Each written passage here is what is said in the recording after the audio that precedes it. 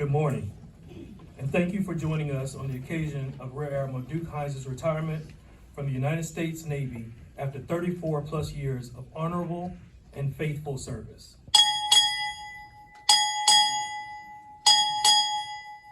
Rear Admiral, United States Navy, arriving.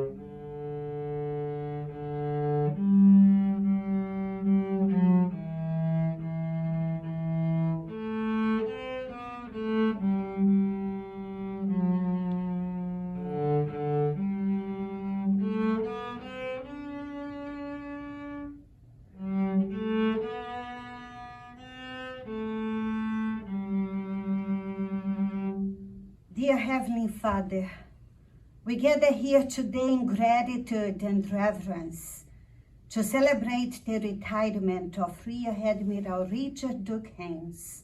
As we come before you, we offer our heartfelt thanks for the incredible career. We also thank you, Lord, for the loving family that you have blessed him with. May he find fulfillment and joy in this next phase of his life. And may your blessings be upon him and his family always. In your holy name we pray. Amen. Amen. I would like to extend a special welcome to Admiral Heinz's wife, Susan, their sons, Kurt, Sam, and Mark. Today's ceremony is a celebration of your service as a family to the nation. At this time, it is my pleasure to introduce the guest speaker for today's ceremony, retired Vice Admiral Andy Brown. Admiral Brown and Admiral Heinz served together at Naval Inventory Control Point. And into my time. Admiral Brown. Now, as a veteran and to me, a personal hero, Duke will carry the title of Rear Admiral retired. Duke and Susan have led from the front and have set a high standard for others to observe and emulate. Admiral Duke Heinz is consummately a friend to anybody that needs help. Susan, accomplished in her own right, went to college in Hickory, North Carolina at Lenore-Rhine, got her ODU, got a master's at ODU, met Duke in 1991 there in the Tidewater region. Mark, 16, 11th grade, golfer at Woodson High, wants to play college golf. I think that's a great thing, but learn something else too. That would be my advice. Well, my brother played golf at UCLA, and that's really all he's good at.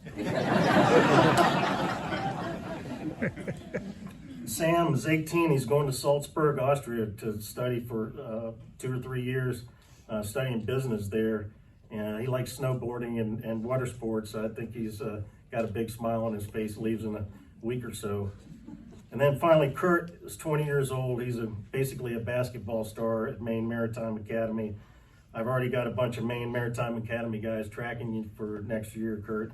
And they're going to be keeping an eye on you, and we wish you luck for your third season, and we know you'll do really well. Bill and Carol Heinz, Duke's mother and father.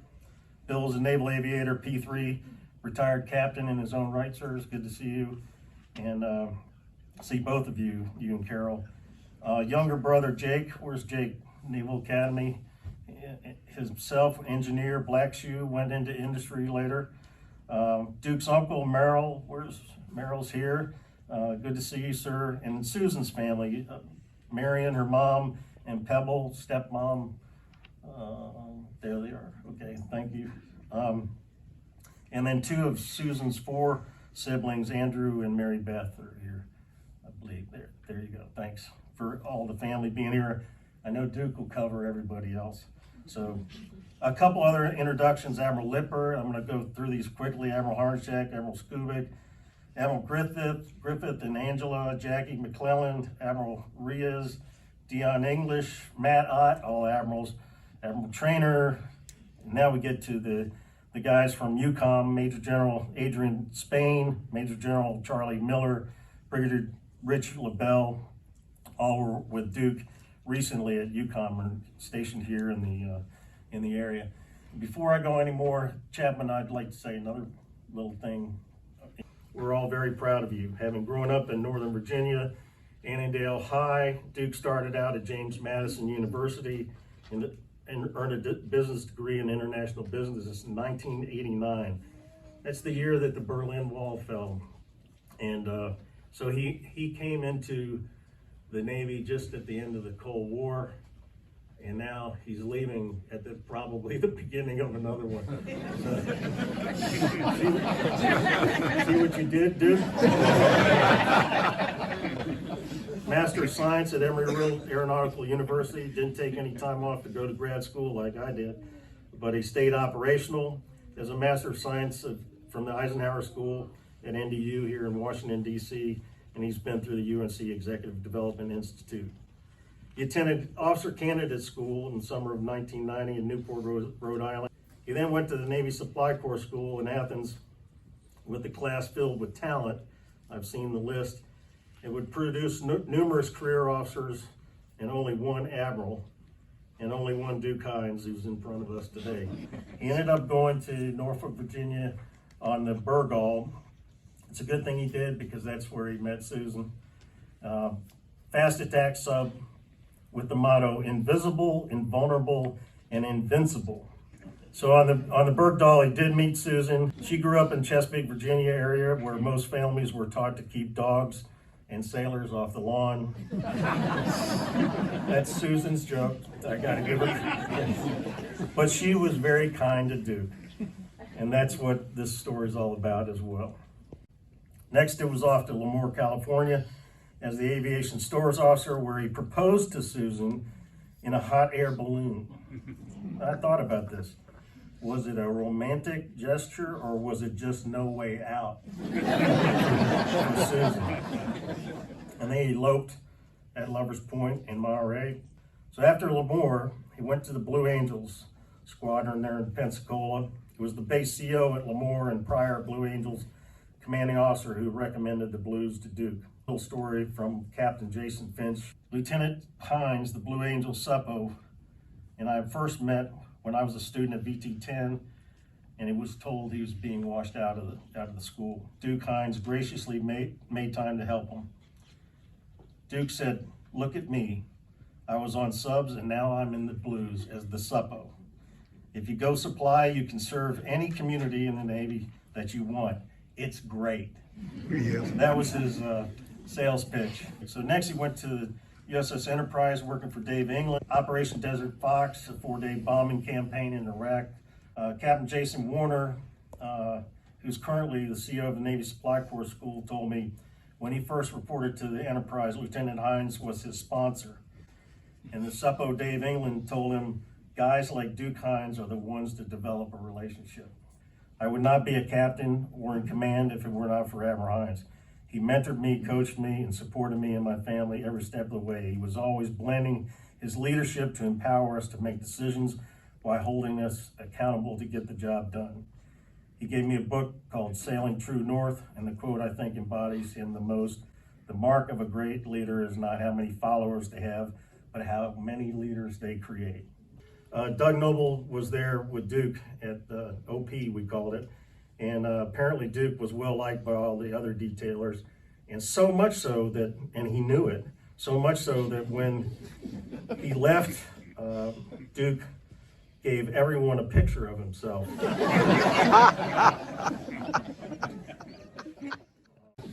He went to NAVSUP Weapons System Support in Philadelphia, and eventually in the S3 Integrated Weapons Support Team.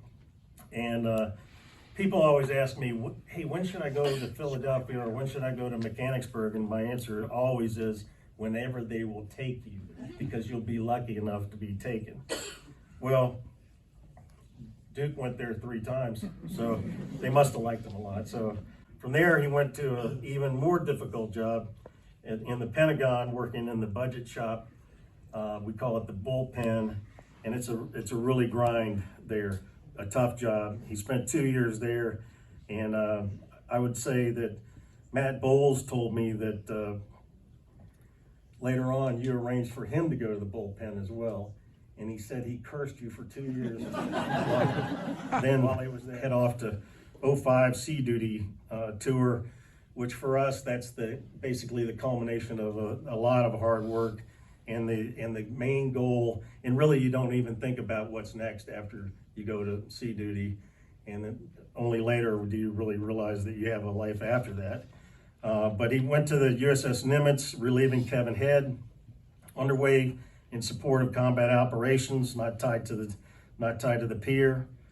As I mentioned, nobody thinks of what they'll do next, but he was basically drafted to go back to Philadelphia as the director of operations for all the weapon systems there in Philadelphia, all the aviation stuff, and to relieve Paul Verastro in another key job in the Supply Corps, fresh off the aircraft carrier, bringing that operational perspective and urgency to a high impact job. But next he went off to be commanding officer of the fleet logistics operations there in Jacksonville, flying a lot of aircraft, a lot of ships in Mayport, and operations in the 4th Fleet down in South America, a lot of contracting work down there. So that was another great job for him to go to. Then Duke and I met again on the Joint Staff, where I was the J4 working for General Dunford, and I reached out to Jim Hawkins, Duke, and Jim basically said that he thought that you were able to finally realize that the world did not revolve around the Navy Supply Corps, that there was another world out there. I think it was during that tour on the Joint Staff that you were selected for Flag Officer. It's when you're selected as a 1-star, it's called Rear Admiral Lower Half. Now that does not sound as good as Captain United States Navy, but Duke didn't turn it down. So, weapon system support, again, supporting Philadelphia and Mechanicsburg, so all of the weapon systems that were out in service in the Navy for a 4-year tour. So bringing him to about 10 years at this one command, which is a long time. I think Admiral Harnachek might talk to you about that, but 3 tours there. He had to make some tough calls, ones that needed to be made to support the Navy, and it's a job of great importance to the Navy's operational readiness. And well done there, Duke. That was your last job in the Navy, actually, right? Wherever Duke goes, whatever command he's in, it's like he never checks out, because the people still love him for 10 years after he left, which is hard to follow somebody like that. But also, it goes to show you that he set the foundation for a lot of people that followed him. He was off to Stuttgart as the European Command's director for logistics.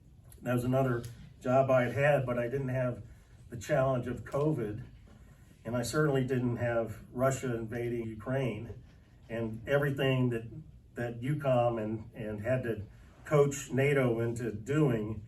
Duke found himself on the cover of the New York Times.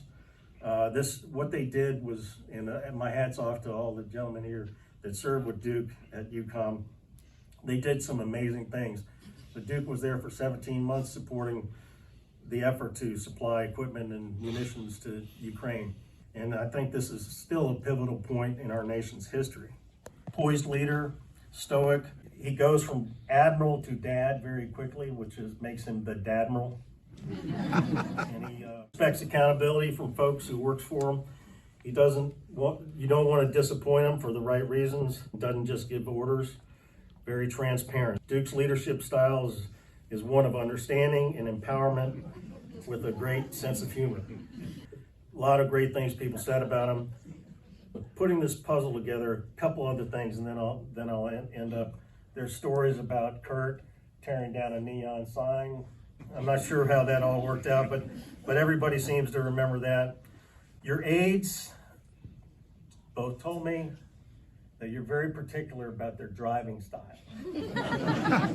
And tells a story about his daughter when she was just little. She sang the song, "The Noble Duke of York." He had 10,000 men. He marched them up to the top of the hill and marched them down again. Yay, Duke. Duke had a picture on his desk in Philadelphia when he was a captain of Richard Gere. Perfect flag hair, I guess. A pure Duke move. But everybody always ends their stories with all the respect they have for you and Susan and what the difference you have made in their lives. Ken Epps, the 50th Chief of the Supply Corps, couldn't be here today, but wishes you fair winds and following seas, dear Duke. That Duke liked to walk around and see the workforce, talk to them and whatnot. In the office, they called that Admiral on the loose. But the important thing, later on, Doug and Duke served together. Here's one of my favorites is what Matt Bowles told me. He said, in tough situations, I always think, what would Duke do? And then he would do the opposite. Duke is famous for crossing his arms and has a little smirk, and you might, perfect timing. So these little caricatures of him are coming out. Kristen Acavella out of Pack Fleet said, perfect executive hair, great officer. Max Stitzer worked on the Joint Staff, was a peer of Duke's. When Duke replaced Ken Epps there, he said of Duke, quality attracts quality. Duke showed me how great the Navy Supply Corps is. Duke made a difference well beyond the United States Navy. Again, Captain Jason Warner, CEO of Navy Supply Corps School, when he was my detailer, when he was my detailer,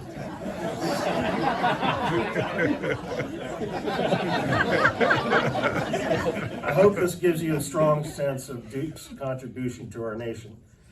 In his final efforts at UCOM, all of those tours, all of those hard tours, and they were all hard, trust me, we joked about it a little bit. They were successful, and they all shaped his leadership skills that were necessary so that when it became that time to support Ukraine, he was ready to do that. And he and his team coordinated mountains of material and equipment for delivery. And Duke directed that for months and months. And I think it took skill and leadership to get NATO's logistics moving in the right direction. And lastly, Duke's family has served alongside him in each tour, and we're grateful for their example. From the last lines of the poem Sea Fever by John Masefield, he said, I must go down to the seas again, to the vagrant gypsy life, to the gull's way and the whale's way, where the wind's like a whetted knife. And all I ask is a merry yarn from a laughing fellow rover, and a quiet sleep and a sweet dream when the long trick is over. Well, Duke, the trick is over. The President of the United States takes pleasure in presenting the Distinguished Service Medal to Rear Admiral Upper Half Richard D. Heinz, Supply Corps, United States Navy, for service as set forth in this following citation. For exceptionally meritorious service from June 2020 to July 2023 as Directorate of Logistics, Headquarters, United States European Command, Rear Admiral Heinz's leadership, strategic vision, and commitment to excellence contributed immeasurably to America's strategic goals in the European theater. throughout this dynamic and consequential period. He provided strategic planning and coordination to numerous theater contingencies such as global pandemic, the Ukraine crisis, Turkey earthquake humanitarian assistance, and Operations Allies Refuge, Allies Solace, and Allies Welcome. He championed theater logistics preparations to build enduring relationships, reinforce our national commitment to the security of Europe, and provide credible deterrence. Rear Admiral Heinz' superior performance of duties culminated in his 34 years of honorable and dedicated military service. By his superior leadership, wise judgment, and deep devotion to duty, Rear Admiral Heinz reflected great credit on himself and upheld the highest traditions Carlos Del Toro, of the United States Naval Service. For the President, signed Carlos Del Toro.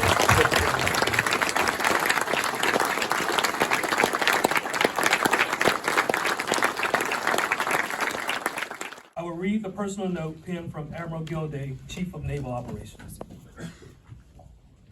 Duke and Susan, my profound thanks to you both for a lifetime of honorable and consequential service to our nation. You have been a terrific team who has made lasting positive impact on the lives of so many across our Navy for over 3 decades. Wishing you good health and an abundance of happiness with gratitude and respect. Signed, M.M. Gilday, Admiral, United States Navy. Susan, Kurt, Sam, and Mark. By the authority vested in me, it is my pleasure to express the grateful appreciation of the United States Navy to you for your unselfish, patriotic, and devoted service. During your husband and father's military career, your unfailing support and understanding helped immeasurably to make possible his lasting contribution to the Navy. To those who say one man cannot make a difference, I say wrong. Your husband and father did. He made our Navy stronger and kept our nation safe. With his service to the Navy now complete, he will be able to spend more time with you in the future. The United States Navy thanks you, and I thank you. Given this 25th day of August 2023, signed, Vice Admiral Andy Brown.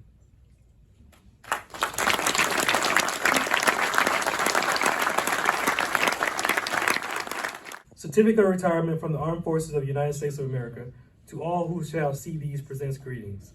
This is to certify that Rear Admiral Richard Duke Heinz, having served faithfully and honorably, is retired from the United States Navy on the first day of October 2023. Signed, M.M. Gilday, Admiral, United States Navy. This American flag has flown over Headquarters European Command, Naval Supply Systems Command, Weapons Systems Support in Mechanicsburg and in Philadelphia, Pennsylvania, and Naval Supply Systems Command Fleet Logistics Center, Jacksonville, Florida, in honor of Admiral Heinz's retirement. UCOM J4 Wardroom by Colonel Grant Morris. Our guest of honor, Rear Admiral Duke Heinz.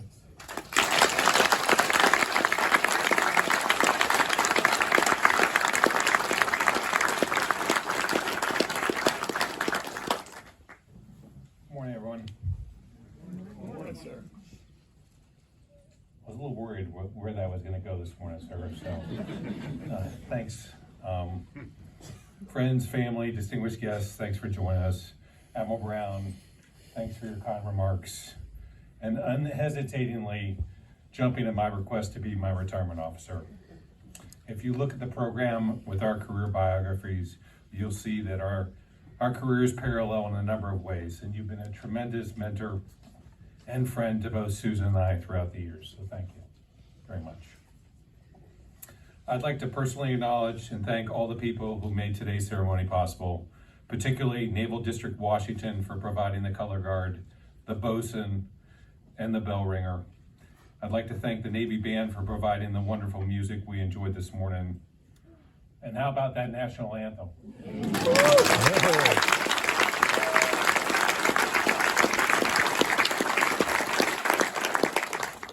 Chaplain Johnson, thank you for your remarks.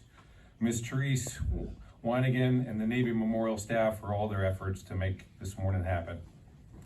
I'd also like to acknowledge my side boys, each of you who I've served with in one capacity or another through the years. So thank you for traveling to be here today and be a part of our retirement ceremony. Colonel Grant Morris, my deputy from UCOM J4, Captain Kerry Yarborough, Captain J.C. Uribe, Commander John Bradenkamp, Commander Jeff Mills, came out of retirement. Good to see you, Jeff. Commander Jared Sweetser, Commander Mike Dawson, and Major Jonathan Chavez. Thank you very much. Lastly, I'd like to thank the Master of Ceremonies, Captain Darrell Wilson, as well as Lieutenant Commander Chris Culp and Lieutenant Commander Mario Brooks for planning and executing this entire ceremony today, and doing it for a flag officer that's stationed overseas has been no small effort. And you're carried a busy workload lately, and so thank you very much for all your efforts. Really appreciate it. Mario, thank you. Admiral Lippert, Linda, Admiral Harnacek, Admiral Skubik, Admiral Griffith, and Angela, thank you for not only joining us today, but for your leadership, your mentorship, and friendship to Susan and myself. So Admiral Harnacek, do you remember 20 years ago or so in the O Club in Philly, you at a hail and farewell cradling this little baby boy here that's 6'9". I think you held him for like 30 or 45 minutes. Susan was freaking out. She wanted her baby boy back. You wouldn't let him go. Who would have known, right? Who would have known? Yes, sir. Supply Corps Flag Wardroom peers, it's been an honor and a privilege to serve with you all. You make our Corps stronger, warfighter ready every day, so thank you. My UCOM Wardroom shipmates and Florida Strauss neighbors, Major General Adrian, Elmo Spain, and Michelle, RJ3 and Kaz, Major General Charlie Miller, RJ5, and Brigadier General Rich LaBelle and Cheryl, DJ3. Thank you for joining us. We had a heck of a run the last couple years in Stuttgart and Europe. Wouldn't change 1 second of it. So growing up, I knew I always wanted to serve. My father and his youngest brother, Jerry, both had successful careers as aviators in the Navy and the Coast Guard, respectively. And my middle brother, Uncle Merrill, served in the Air Force. As a teenager, I was, and still am, a voracious reader. Thanks, Mom and Dad. Tom Clancy's novels, The Hunt for Red October, The Sum of All Fears, James Webb's Field of Fire, and A Sense of Honor, Fogarty and Dean, and Pat Conroy's The Lords of Discipline. But my 3.0 high school GPA didn't merit a ROTC scholarship, much less admission to a United States military academy. So off I went to James Madison University, the Dukes, to study international business and minor in Spanish. More on that in a minute, Admiral Griffith. Our next door neighbor was retired Supply Corps Captain Tom Sims. And during summer breaks, he'd share sea stories of life as a Supply Corps officer, and an opportunity to put a business degree to use, learn some practical leadership and management skills, and join the Navy and see the world. Supply Corps School in Athens, Georgia was everything it was made out to be, and then some, until orders reading. So back then in 1990, they would open the officers club at 11 o'clock with a keg and hoagies. My Philly boys, hoagies. And commence orders reading for your first operational tour. The ensign detailer at that time was then Lieutenant Vincent Griffith. And he called my name and announced my duty station as Personnel Support Detachment, Rodman, Panama. Okay. It's 1990. The United States invaded Panama and disposed Noriega in 1989. The base, which was just outside of Panama City, Panama, was locked down. You flew from the United States to the fence line of the base, and you flew back. You weren't allowed outside the fence line. not so attractive to a 22-year-old single young man looking for adventure, because I minored in Spanish.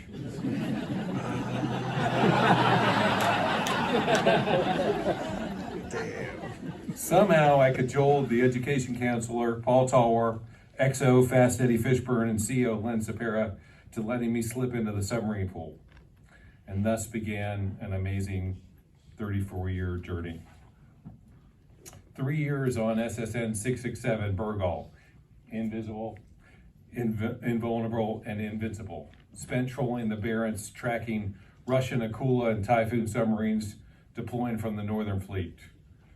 And we've come full circle as I've gone back to Yukon for my last tour, and Naval Forces Europe talks about Navy submarines tracking Russian submarines from the Northern Fleet. But you haven't lived if you haven't had the pleasure of serving as diving officer of the watch in Sea State 3+, coming to periscope death in the North Atlantic. The beauty of the Sturgeon-class submarines is they have fair water planes on the sail. Awesome for swim call in the Caribbean. Really cool.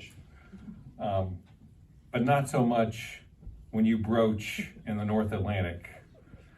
And they would slam against the surface of the sea with this loud gong through the entire ship. Pretty impressive experience for a young ensign standing the watch. And the adage is your first tour of the Navy makes or breaks your career. Well, Wilhelm Adolf Hansen Jr., Butch, my skipper.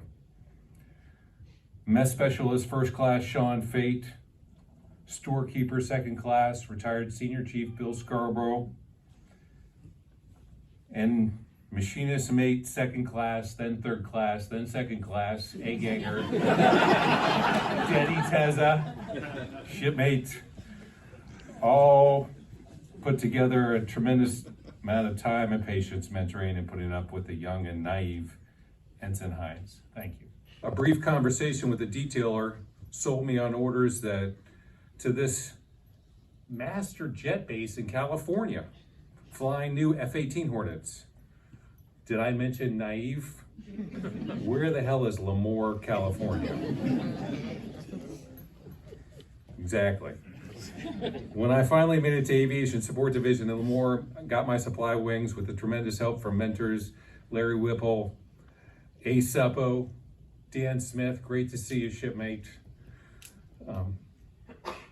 and the Assistant AIMD Officer, Big Red, Lieutenant Commander Kurt Shanahan. NAS Lemoore Commanding Officer, Greg Rugdance Woolridge, prior Blue CO, soon to be new Blue CO, joined forces with Susan to line me up as selection for the supply officer for the Navy Flight Demonstration Team, Blue Angels. And off we went to Pensacola. Riding in the backseat of number 4, slot pilot Scooter Moyer's jet was one of the highlights of my tremendous career.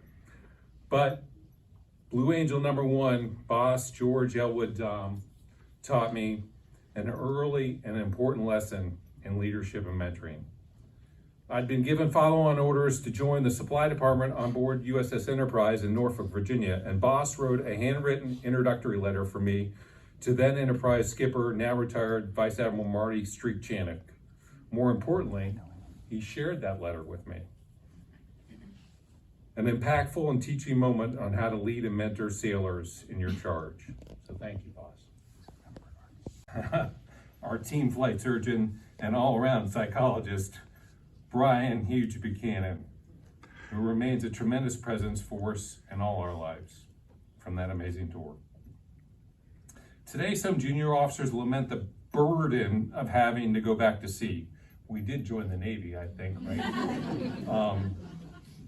As a principal assistant on a big deck aircraft carrier, but I loved it.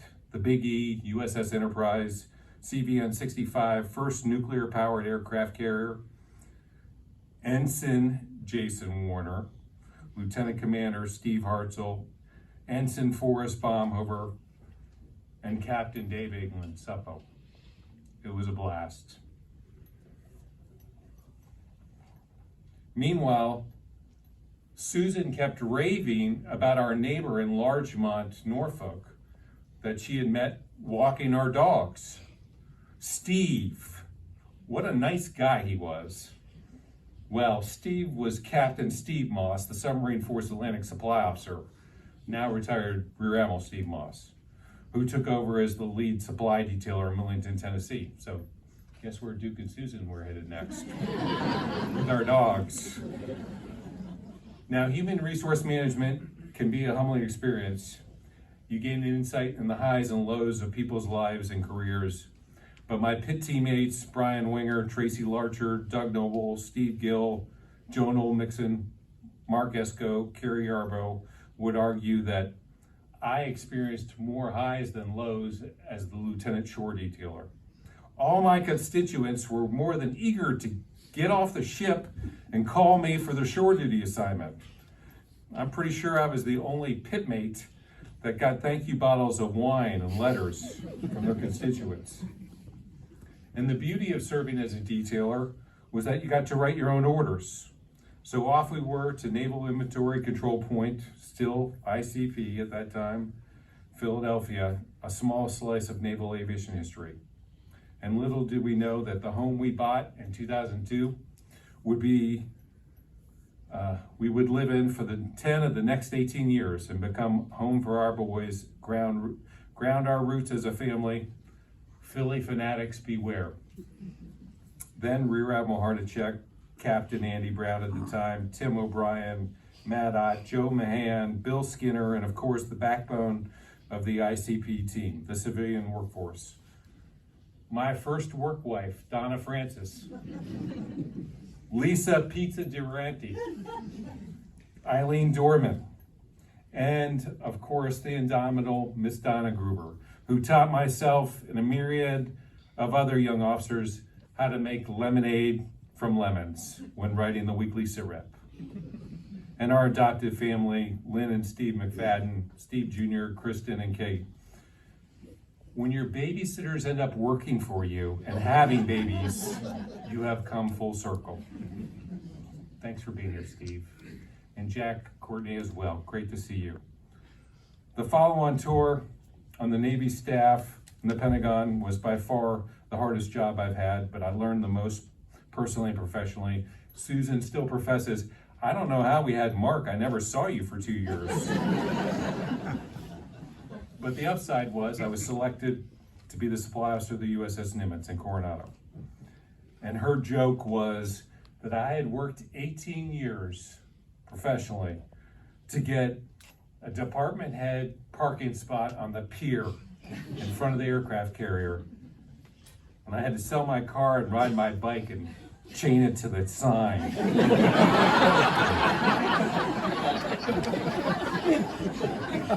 Millsy liked that because he got to park at my spot. Susan referred to Nimitz as my girlfriend. I prefer mistress.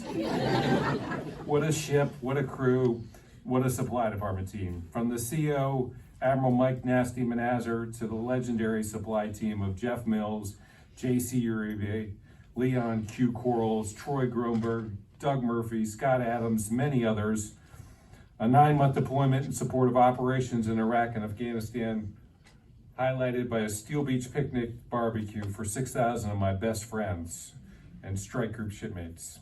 And of course, the Tiger cruise home from Bremerton, Washington, where Mom and Dad got to experience firsthand what 5-star life on an aircraft carrier looked like. While departing Nimitz was certainly tough to embrace, fortune found us returning to Philly to serve as the Director of Aviation Operations, a plum job, but backstopped by the command's implementation of Navy Enterprise Resource Planning, ERP. At the time, the largest SAP ERP database conversion in the world, combining inventory and financial management systems into one system. Talk about a case study in organizational change management. But as usual, the team coalesced and knocked it out of the park. Afforded the opportunity to assume command of the Fleet Logistics Center in Jacksonville, Florida, was another incredible milestone Back on the waterfront with sailors supporting naval air stations across the Southeast was a dream job. My deputy, Mitch Palmquist, Command Master Chief Glenda Atwood, great to see you, Glenda. Jeff Mills, Daryl Wilson, Stephen Edwards, Jared Sweetser, Paul DeMeyer, John Breedenkamp. Man, we had a great team. Work hard and play hard, shipmates. Back to DC for a tour as Strategy and Readiness Division Chief for the Joint Staff, for working for Vice Admiral Brown and Lieutenant General Broadmeadow and Mr. Jim Hawkins, provided a critical insight to senior decision-making, which I've carried forward through the years. Oh, by the way, Admiral Brown didn't mention, he sat that one-star selection board that picked me. But he did a pretty good job of playing his cards close while secretly torturing me for 9 months until the official announcement was released. Look, he's laughing, he remembers it. Yes, you did, sir. Then Chief Admiral Ewan sent me back to Philly for a third go-around as the commander. Wow. And we settled back into a familiar settling in our home, in our neighborhood, and familiar battle rhythm with work. And then the Navy had its own solar eclipse. New programs such as Naval Sustainment System, NSS, Performance to Plan, 80% mission capable Super Hornets, and a little thing called Audit Readiness for $30 billion in Naval Working Capital Fund inventory.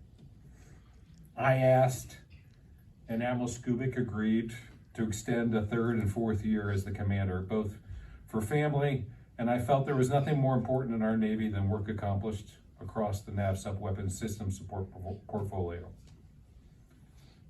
As a sidebar, one thing I learned quickly as a new flag officer is your inner circle shrinks very quickly. And it's important to have someone that you develop a relationship with, you can have a frank conversation and serve as a sounding board. Well, Lori Choffness and Lynn Cole, thank you.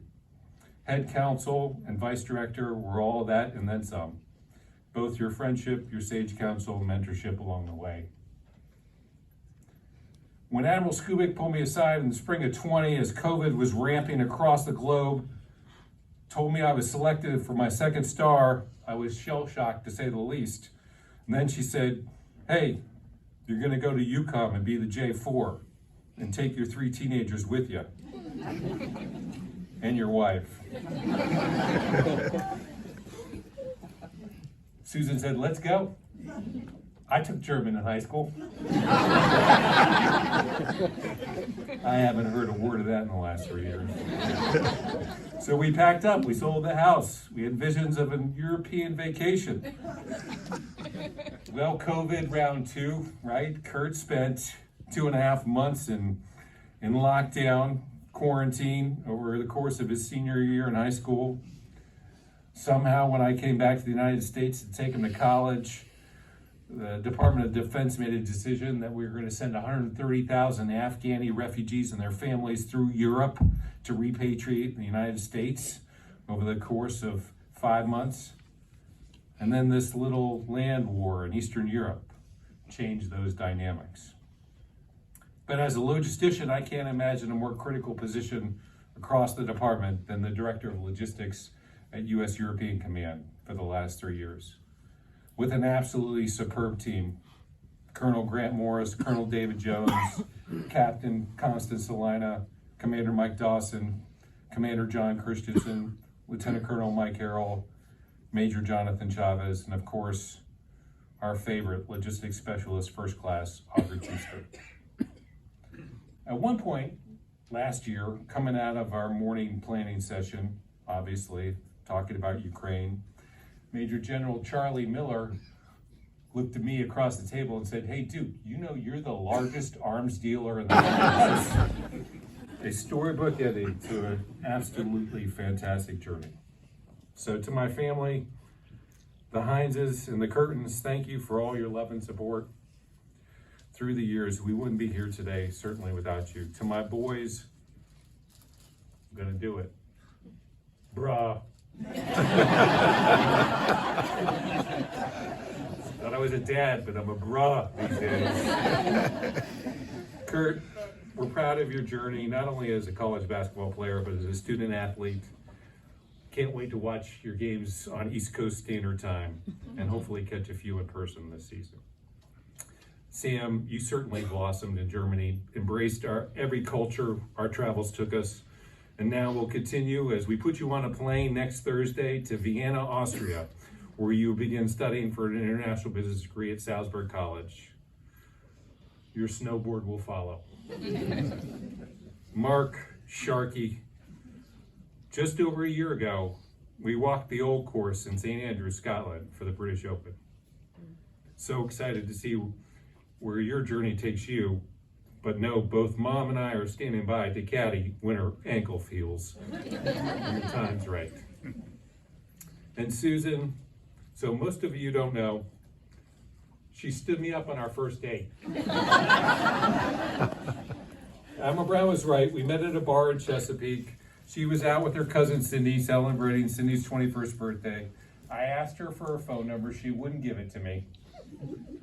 Come to find out, she was working on her master's at ODU in athletic training and working part-time at Nutrisystem on Hampton Boulevard, right up from Naval Base Norfolk.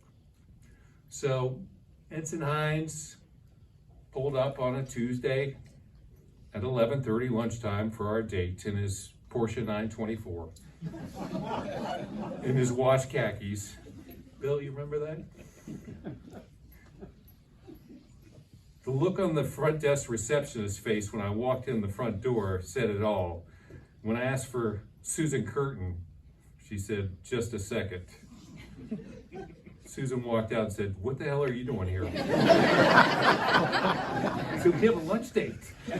I can't go to lunch with you. Needless to say, I got her number. So after she graduated with her master's and we lived together in Lemoore, decided to semi-elope with a wedding outdoors at Lover's Point with just our family and friends, including you, Big Red, Kurt Shanahan. As we drove over the coastal mountain range to Monterey, we worked on writing our personal wedding vows. I don't remember the whole script, but I remember this line. I promise to be your best friend, biggest admirer, and loving mother to our children. Okay. In the early 90s in the submarine force, and probably way before then and maybe still today, there were a number of derogatory slurs. My nephew Reed is probably experiencing some of those today, that salty sailors used against junior sailors, both officers and enlisted. Most popular was nub, non-useful body. That meant you were breathing air on my submarine, but you weren't qualified to stay on the watch, so get qualified, shipmate. The other two were shipmate, said with a particularly snide sneer, shipmate, and lifer. You're a lifer. No, I'm not. I'm just going to do my 4 years. No, you're a lifer there, shipmate. Well, today I stand before you this morning guilty of both. Thank you very much. God bless our Navy. God bless the United States.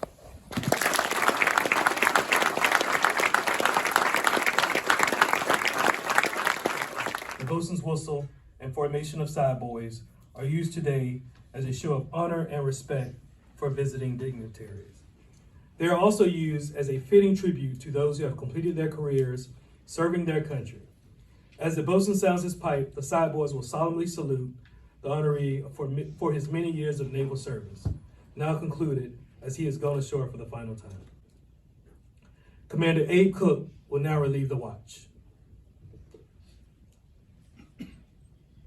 For 34 years, this sailor has stood the watch. While some of us were in our bunks at night, this sailor stood the watch. While some of us were in school, learning our trade, this shipmate stood the watch. And yes, even before some of us were born into this world, this shipmate stood the watch. In those years when the storm clouds of war were seen brewing on the horizon of history, this shipmate stood the watch. Many times he would cast an eye ashore and see his family standing there, needing his guidance and help, needing that hand to hold during those hard times. But he still stood the watch. He stood the watch for 34 years. He stood the watch so that we, our families, and our fellow countrymen could sleep soundly in safety each and every night, knowing that a sailor stood the watch. Today, we are here to say, shipmate, the watch stands relieved. Relieved by those you have trained, guided, and led. Admiral Heinz, you are relieved. We have the watch. Very well. Permission granted. Congratulations, Admiral.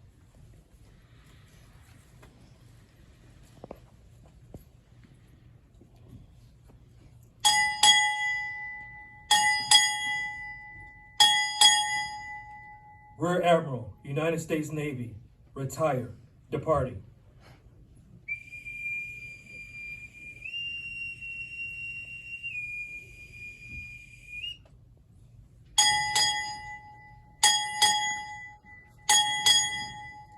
Rear Admiral, United States Navy, retired, and family, departing.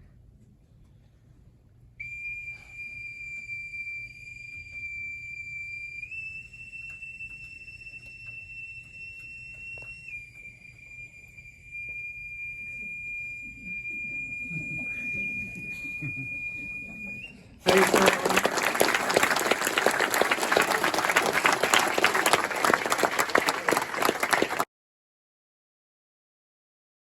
As an actual exhibit of the wave. Surf's up. Hey, congratulations, Duke.